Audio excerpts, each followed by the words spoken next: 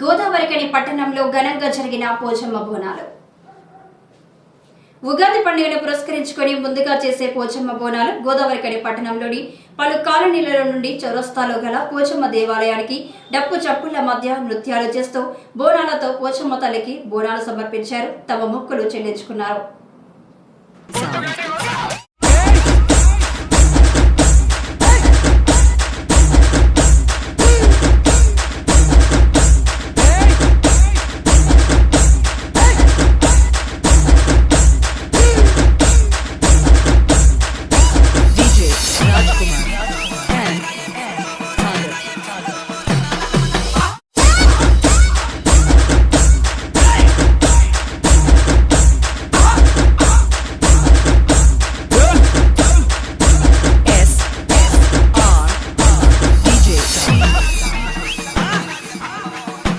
DJ Rajkumar.